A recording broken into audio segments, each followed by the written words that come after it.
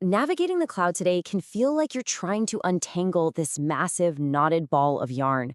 But what if you could just cut straight through it? Today, we're looking at a platform that promises to do exactly that. It's designed to act as a true operating system for all your cloud infrastructure. All right, so let's dive in and see how this cloud operating system proposes to cut through that complexity for good. First, let's just set the stage.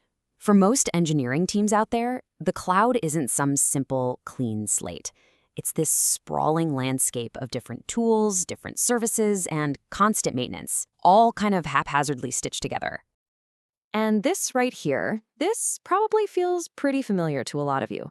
So many platform engineers spend their days not actually building cool new things, but just trying to manage this massive, tangled ball of yarn.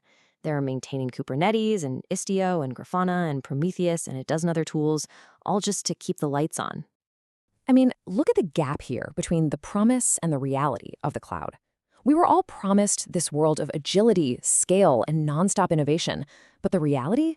For most teams, it's more like wrestling with 40 different ways just to do compute, getting locked into one vendor, and just drowning in endless configuration files. Those sprawling YAMLs that define every little piece of the puzzle. It's a complexity tax that slows everybody down. So, how do you even begin to fix this? Well, the vision behind this platform wasn't just about making things a little bit easier. It was about making them fundamentally more reliable, to create what they call unbreakable compute. And this quote, this really hits the nail on the head. Think about it. The original internet, ARPANET, was designed to be resilient, right?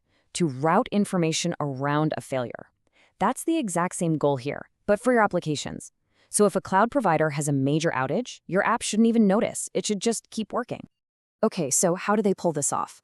Well, the core technology that makes this whole vision a reality is something they call the Global Virtual Cloud, or GVC for short. And this is the foundational piece that completely changes how multi-cloud can actually work. So here's the simplest way to think about it. You know how you have a standard VPC, a virtual private cloud, in AWS or GCP? Well, imagine you could take that VPC and just stretch it. Stretch it across AWS and GCP and Azure and even your own on-prem data centers, all at the same time. And that, right there, that single unified network, that's the GVC. And this isn't just theory. It makes deploying a truly multi-cloud, unbreakable app ridiculously simple. You literally just name your GVC, you pick your locations, say AWS in the US and Azure in Asia, add your container image, and that's it. It's instantly deployed and geo-routed to serve your users from the closest, healthiest location. Okay, but wait, what about all those special services, right? The ones that lock you into a single cloud? This is where things get really interesting, with a couple of patented technologies that come into play to really unify that whole experience. Yeah, I know what you're thinking. This sounds impossible, right? I mean, how can an app on your own servers securely talk to Amazon's RDS database service without having credentials hard-coded somewhere?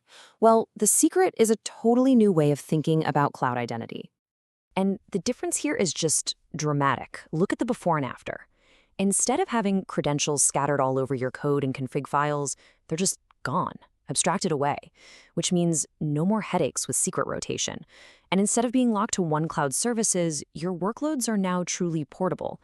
And all those complex, easy to mess up security policies, they're replaced with a much simpler, way more secure, zero trust model right out of the box.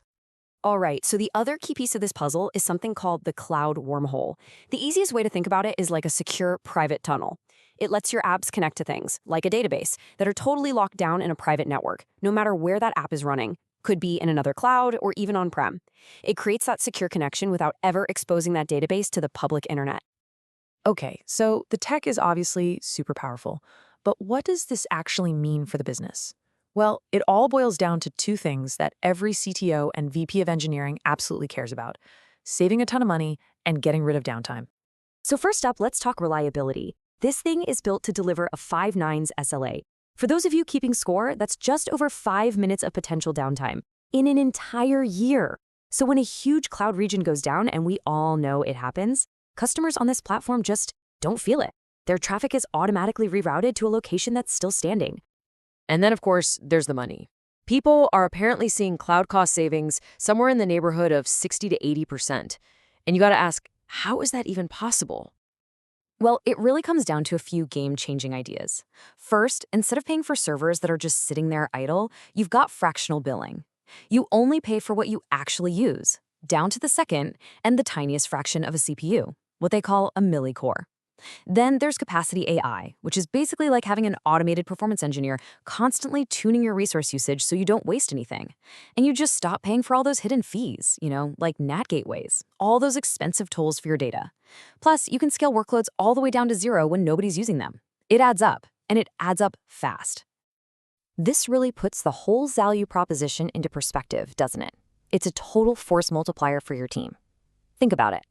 Instead of going out and hiring another DevOps engineer for 200 grand a year just to manage all this complexity, the platform does the heavy lifting, the optimization, the scaling, the security for a fraction of that cost.